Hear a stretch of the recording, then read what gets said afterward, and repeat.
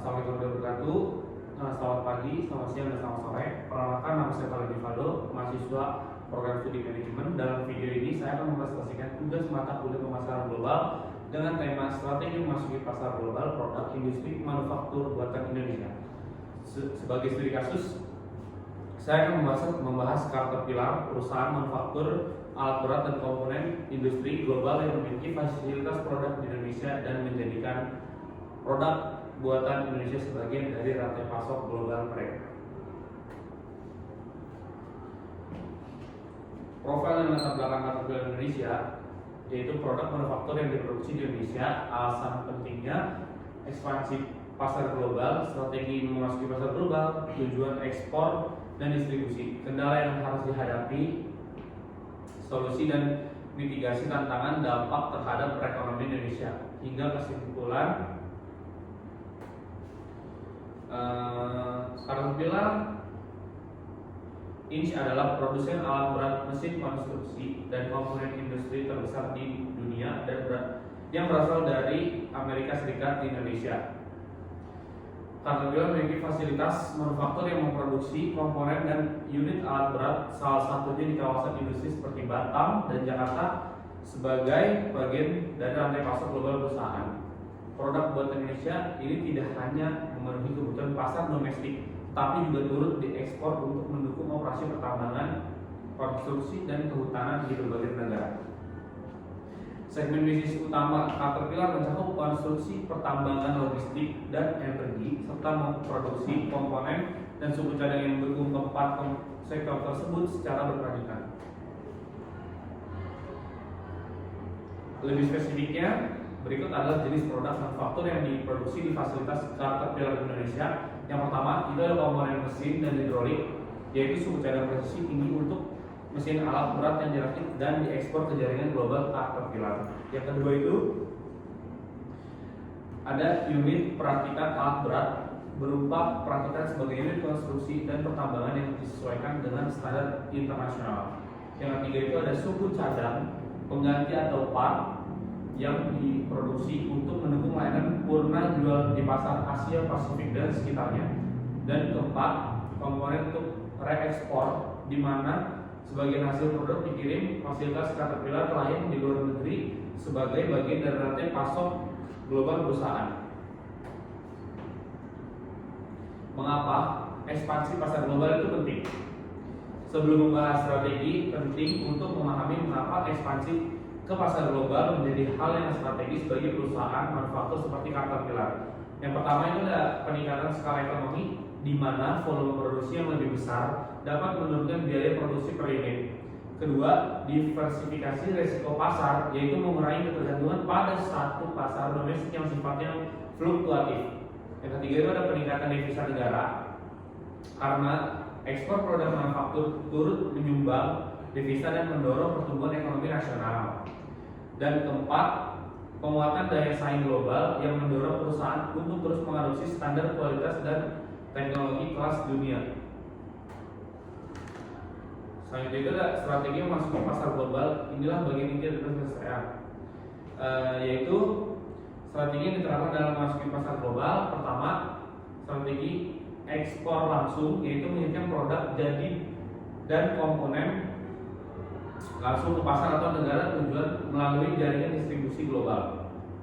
Yang kedua itu ada kemitraan dan joint venture dengan bekerja sama dengan mitra lokal dan dealer resmi di berbagai negara untuk memperluas jangkauan pasar.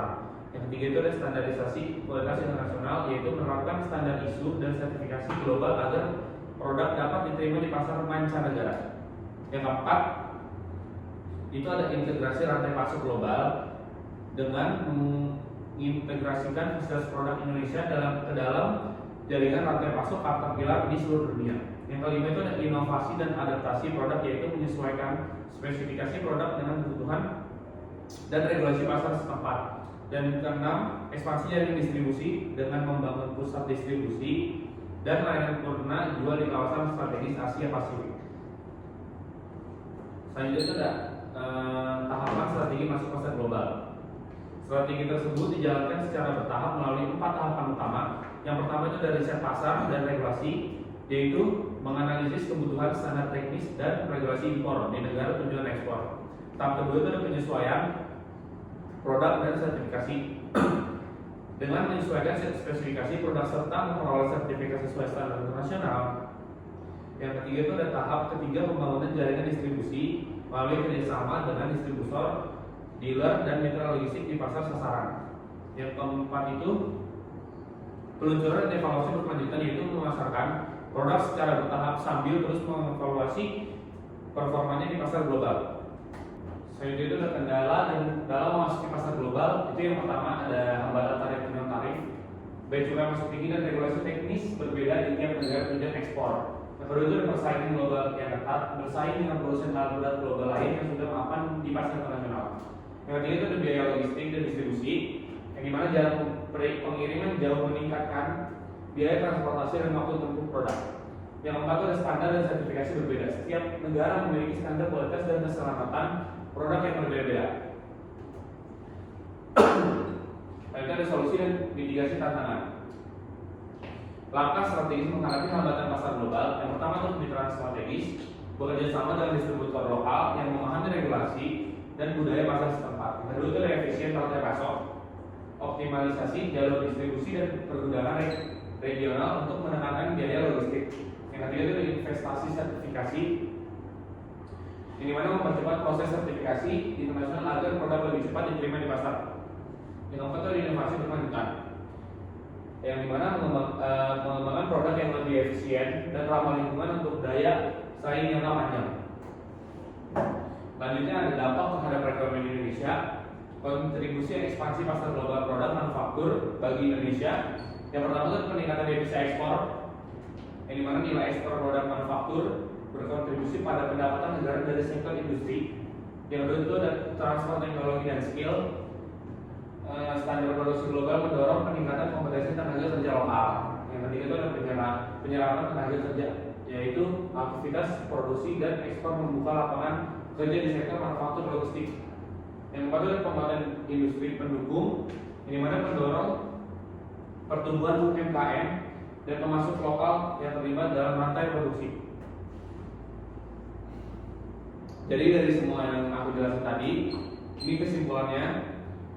Yang pertama itu ada Kartu Indonesia menunjukkan bagaimana produk manufaktur lokal dapat terintegrasi dalam rantai pasok global melalui strategi ekspor, kemitraan, dan standarisasi kualitas. Yang kedua itu ada tantangan tarif, logistik, dan persaingan global menuntut strategi adaptif serta investasi pada sertifikasi dan efisien rantai pasok. Yang ketiga itu ada ekspansi pasar global, memberikan dampak positif berupa devisa, lapangan kerja, dan transfer teknologi bagi Indonesia. Yang keempat itu ada keberlanjutan strategi pemasaran global menjadi kunci daya saing industri manufaktur Indonesia di masa depan. Sekian dari saya, terima kasih.